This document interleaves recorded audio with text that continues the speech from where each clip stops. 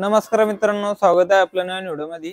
आणि आज आपण आहे हरियाणामधील कर्नालमधील पंडित डेअरी फार्मवर। आणि आज जसं तुम्ही बघताय पूर्ण महाराष्ट्राचे कस्टमर आलेले गाई खरेदी करण्यासाठी। आज आपण बघू कोणकोणत्या जिल्ह्यातील कस्टमर आले आहे आणि कोण किती किती गाई घेतल्या, काय रेंजच्या घेतल्या, दूध कॅपॅसिटी किती आहे। तर आज आपल्या सोबत आहे सनी भाई।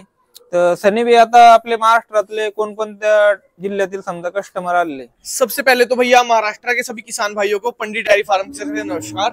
तो भैया आज महाराष्ट्र से लगभग हर एक स्टेट से अपने पास कस्टमर जो है वो भैया आए हुए हैं। आप देख सकते हो लगभग नासिक से, जलगांव से और उधर सोलापुर, कोल्हापुर, सांगली, सतारा, सब जगह से भैया जो है अपने पास कस्टमर आए हुए हैं।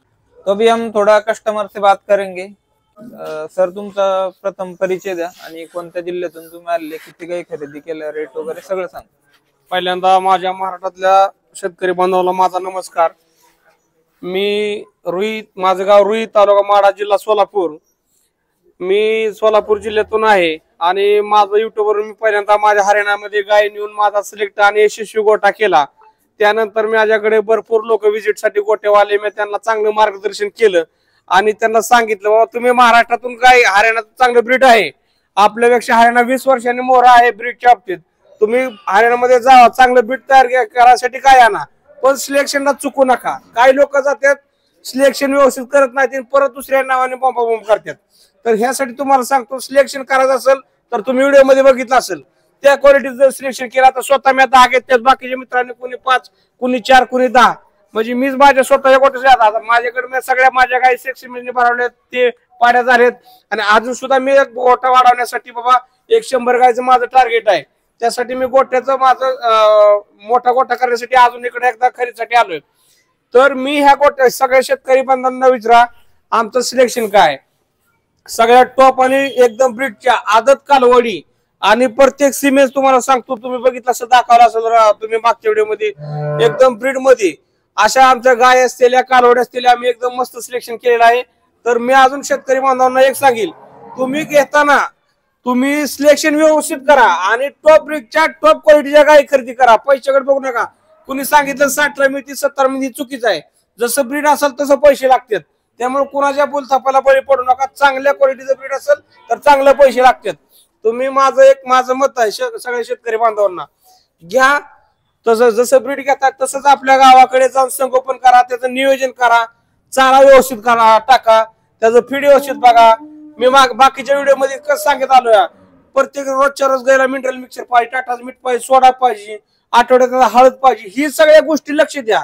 आणि मेन म्हणजे गायची स्वच्छता, ही जर तुम्ही बघितलं जर व्यवस्थित केलं तर तुमचा गोठा सक्सेस राहतोय। त्याच्यामुळे तुम्ही प्रत्येक गोष्टी व्यवस्थित बघून व्यवस्थित संगोपन करून चांगल्या ब्रीडच्या गाय खरेदी करा। मित्रांनो, आपण गाई पण बघू यांना कोणकोणते घेतले। आता तुम्ही सगळे सोबत आलेले का? हो, आम्ही सगळे सोबत आले। आणि टोटल म्हणजे किती गाई तुम्ही घेतल्या? आम्ही 40 घेतलेत। 40 गाई। आणि समजा आजपर्यंत तुम्ही पंडित डेअरी फार्मवरून किती गाई नेलेल्या आजपर्यंत? माझ्या स्वतःच्या गोठ्यासाठी आता मी चालवला 32 वेळा आजपर्यंत। आज माझ्या गोठ्यात 22 गाय आहेत। XYZ माझ्या घरापाशी 52 बाकीच्या गाय दिलेत मी। आणि बाकीचं सिलेक्शन साठी मी भरपूर लोकांसाठी मला काही वेळ भेटत नाही, मी सांगत असतो तुम्ही जावा, मी सांगत असतो बाबा गाय डोळ्याला, चौकाला, सगळ्या गोष्टीला, थानाला, सडाला, आर्डरला, क्वालिटीला सगळ्या बघून व्यवस्थित सिलेक्शन करा। काय आपल्याकडले लोक काय होतात, नोकरीचं जास्त तुटवडा असल्यामुळे दुधाच्यात पडल्यामुळे हे करतात। आता तुम्ही समजा भरपूर गाई नेलेल्या पंडित डेअरी फार्म कडून, आता महाराष्ट्रात गेल्यानंतर गाईला सेट वगैरे व्हायला की आतापर्यंत तुम्हाला असं प्रॉब्लेम जाणवला का, काही गाई दाखवला? नाही, मी व्हिडिओ मध्ये माझं पहिलं व्हिडिओ मी शेतकरी बांधण्यासाठी, लोकांना आपण साधी आपली कोंबडी मिली तर आपल्याला किती दुःख होतं, जर इथून हरियाणातून जर जाऊन जर तिथं जर दगावली काय झालं किती दुःख होईल शेतकऱ्याला। मग त्यासाठी मी व्हिडिओ मध्ये सांगितलं, तुम्ही इथून गाई नेताना प्रत्येक ठेवावर गाय उतरल्यानंतर पहिल्यांदा पाणी पाजू नका, गायला अर्धा तास बसू द्या, अर्धा तास गाय बसल्यानंतर मग तिला खायला टाका, मग पाणी पाजा। मी या व्हिडिओ मध्ये हिथं का तर आपण जर पावसात जर उभा राहिलो, काय झालं सर्दी ताप आपल्याला होतो का नाही, बरोबर, मग तसंच प्रकार आहे। रात्रभर गाय ट्रेस मध्ये असतील, गाय जर उतरली खाली तर तिचं रक्त पातळ झालं असतं, उभा राहून तिचं रक्त शांत होऊन जर तिला व्यवस्थित जर पाणी पाजलं परत खाल्ल्यानंतर तर गायला ताप येत नाही। अंगात जर ही जर लक्ष जर नाही दिलं आपण आणि ताप आल्याला गायला जर उतारव तिला पाणी पाजलं तर ती गाय तापाव जाते, 2-4 दिवस ट्रेस मध्ये वेगळी आणि तापाव, मग त्याच्यात गुचिड तापून गाय तागावली जाते। हे तुम्हाला सांगतो, ही काळजी घेतली पाहिजे म्हणून मी व्हिडिओ 2-3 व्हिडिओ मध्ये मी बनवून सांगितलं शेतकऱ्याचं कुठल्याही शेतकऱ्याचं नुकसान होऊ नये म्हणून. म्हणजे मेन प्रश्न म्हणजे प्रवासात जाताना काळजी घेतली पाहिजे. प्रवासात जाताना 4 दिवस आणि घरी गेल्या 4 दिवस. गेल्यानंतर. घरी सुद्धा काय उतरल्यानंतर मी मागे सांगितलंय, हा. गरम पाणी घ्यायचं, मीठ घ्यायचं, गरम आपला हात बुडल त्या गरम लागा असं, इथून सगळं खाली पाय हे असं, आणि ही खूप आहे इथून हे असं. जर तुम्हाला सांगतो, ही जर गरम पाण्याने 5-10 तांबे घालून जर वतून ही केलं, 50% गाय ट्रेस मधनं जाते, ट्रेस मधनं बाहेर निघून जाते. म्हणजे एकदम गाय असं मोकळं मोकळं वाटतं. बरं, समजा आता महाराष्ट्रात गेल्यानंतर तुम्ही जसं गाई उतरल्या तुमच्या गोट्यात, जसं आधी इडून नेल्या 3-4 दिवसात महाराष्ट्रात गाईचा प्रवास होतो, तुम्ही चारा नियोजन वगैरे कसं देता गाईला समजा स्टार्टिंगला सेट व्हायला? आता इथं काय असतं, इथं काय जे आपल्यासारखं वैरण वगैरे नाही आपल्या इथं. आपल्या शेतकऱ्याकडे तसं महाराष्ट्र तसं त्या बाबतीत मोर आहे इथं. पण इथं चारा काय, गहू आणि गव्हाचं काढ आणि तांदळाचं काढ, ह्यांच्याकडे शेतीच ती आहे, त्यामुळे पहिल्यापासून तीच आहे. पण वाळला पण चारा तेवढाच महत्वाचा आहे. जर वाळला चारा 50% गाय किंवा म्हशीकडे असेल आणि 50% वाला त्याच्या तंदुरुस्तीसाठी आणि 50% म्हणजे ते एक पचनक्रिया आणि फॅट एसएनएफ जर लागत असेल तर वाळल्या चाऱ्याला लागतो. कुणी शेतकऱ्यांनी काय म्हणतात, जर तुम्ही वाळला चारा टाका, थोडं दूध कमी देईल पण फॅट एसएनएफ तुम्ही बघू चेक करून बघा. बरं, आता जे कस्टमर आहे समजा महाराष्ट्रातले, ज्यांना कोणाला गाई घ्यायची असेल तर ह्या फार्मवर, पंडित डेअरी फार्मवर ते गाई घ्यायसाठी येऊ शकतात? काही सुद्धा अडचण नाही. पंडित डेअरीवर डोळ झाकून विश्वास ठेवून येऊ शकता. पण जसं पंडित डेअरीवाल्यांचं काम आहे त्यांना गाई दाखवायचं, तसं त्यांचं पण काम आहे स्वतःला 80% कळणं, बाबा आपण गाय कुठली घेतली पाहिजे, कुणाला दोष द्यायचा नाही किंवा कुणा विश्वास ठेवायचा. आता पंडित डेअरी तुम्हाला काय चांगल्या गोठ्या दाखवतील, चांगलं सिलेक्शन करायला मदत करतील, पण स्वतःला पण कळलं पाहिजे ना गाय कशी घ्यायची. बरोबर. हा, ही सुद्धा कळलं पाहिजे. आणि चांगलं मी माझं ह्याच्या अगोदर पण आता पण म्हणणं काय, स्वतःला 80% कळलं पाहिजे गाय कशी घ्यायची, आणि अभ्यास करूनच गाय घ्या, धंद्यात पडा आणि यशस्वी उद्योग करा. तर दर्शक मित्रांनो, खूप छान प्रकारे माहिती दिलेली आहे, तुम्ही सगळं बघितलं. मला एक सांगायचं आहे. सांगा. मी सुरुवातीला आलो तेव्हा 2 पाड्या घेतलेल्या होत्या. नंतर माझं दुसऱ्या दिवशी माझं असं ठरलं की मला 5 गायी घ्यायच्या गाभण. त्या 2 कॅन्सल करायच्या, रिजेक्ट करायच्या होत्या. तर दुसऱ्या फार्मवर मी बऱ्याचदा बघितलं हरियाणात की त्या एकदा जर घेतलेल्या कालवडी परत रिजेक्ट करता येत नाही. पण हनीबाई असेल, ऋषभ भाई था उधर, यांनी दोघांनी माझ्या त्या कालवडी कॅन्सल करून मला, तुम्ही घेतल्या आणि म्हणजे ऍडव्हान्स पण दिलेले, ते पण वापस मला आलं आणि गाई पण तुम्हाला दुसरं चेंज करून भेटेल. म्हणजे मोठ्या गाई पसंत पडल्या, तुम्ही त्या कॅन्सल करून त्या घेतल्या. मित्रांनो, आता गाई बघताय तुम्ही आपल्या महाराष्ट्रातल्या बंधूंनी घेतलेलं आहे. तर सनी भाई, आता या गायीबद्दल थोडक्यात माहिती द्या. लॅक्टेशन म्हणा, दूध म्हणा, किंमत म्हणा. जो आज किसान भाइयों ने गाय परचेज किया है, इसमें भैया मोस्टली गाय जो है वो फर्स्ट लैक्टेशन का परचेज किया। देखो भैया, फर्स्ट लैक्टेशन का गाय मोस्टली से परचेज करते हैं कि भैया एक तो महाराष्ट्र के एटमोस्फेयर में जाके आराम से सेटल हो जाता है, और दूसरी बात भैया जैसे आप देख सकते हो सभी की सभी जो है वो ब्रीडेड है। मतलब आगे अगर किसी भाई को ब्रीडिंग पे काम करना है, अपनी जनरेशन तैयार करनी है, तो भैया उसके लिए परफेक्ट है बिल्कुल। इसमें से मोस्टली सभी अदंत है, और आप साइज वगैरह इनका देख सकते हो भैया, प्रॉपर ये सीमन रिकॉर्ड के साथ ली गई है।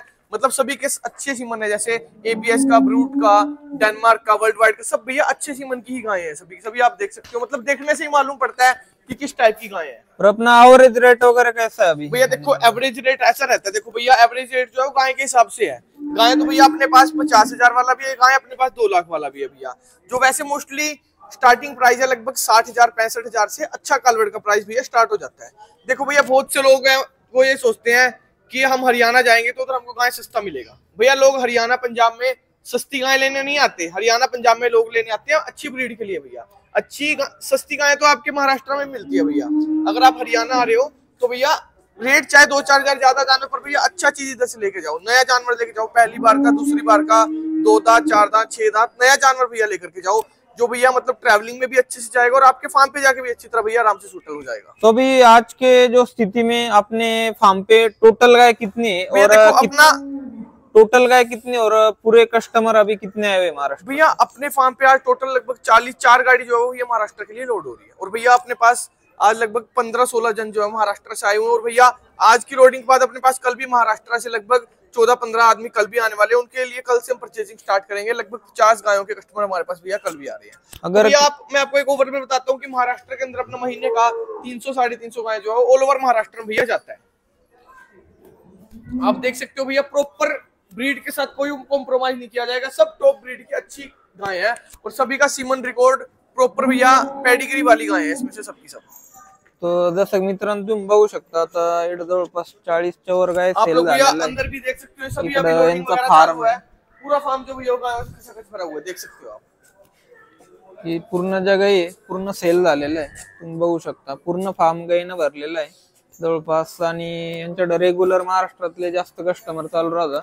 तर माझं हेच म्हणत होतं सनी भाई, तुम्ही समजा एवढा विश्वास कमवलाय महाराष्ट्रातले जे पण तरुण आहे, माझं त्यांच्याकडून हेच सांगणं आहे, जे पण कोणी आमच्या महाराष्ट्रातले कस्टमर येतील फक्त त्यांना व्यवस्थित आणि म्हणजे ब्रीडच्या पण काही त्या व्यवस्थित द्या, म्हणजे कसं कोणी लोन काढून येतं, कोणी कसं येतं भैया देखो मैं एक बात बताता हूँ, जैसे इतने दूर से भैया कोई आदमी आता है, देखो भैया बहुत से लोग ऐसे होते हैं जिन्होंने कभी हमको फेस टू फेस देखा भी नहीं होता, वो सिर्फ एक विश्वास के ऊपर भैया हमारे पास आते हैं। तो भैया कोई भी अगर इतनी दूर से आदमी आता है तो भैया उसको प्रॉपर अच्छे से अच्छा गाइडेंस भी दिया जाएगा, अच्छा गाय भी दिया जाएगा प्रॉपर। जैसे किसान भाइयों ने जिस टाइप का गाय परचेज किया है, इनको प्रॉपर उसी के हिसाब से प्रॉपर इनका फीड चार्ट दिया जाएगा कि किस हिसाब से इनको इनका फीडिंग करना है, मतलब जब ये तैयारी पे आएंगी जनेंगी तो उसके बाद इनको कौन सा फीड देना है प्रॉपर भैया इनको पूरा नॉलेज वो भी अपने फार्म पे साथ के साथ दिया जाता है भैया। और जैसे कोई नया किसान भाई है जो अपने फार्म पे नया आ रहा है तो भैया उसको भी प्रॉपर उसी हिसाब से मतलब वो बताया जाता है कि आप नई जगह पे आ रहे हो तो आपको कैसे खरीदी करना है, किस टाइप का गाय खरीदी करना है। मतलब ऐसा नहीं है अपने पास कोई फसवा फसवी वाला कोई बात नहीं है। कोई किसान भाई अगर ऑनलाइन गाय लेना चाहता है तो ऑल ओवर महाराष्ट्र में हमारा ऑनलाइन भी डिलीवरी भैया जो है वो रहता है।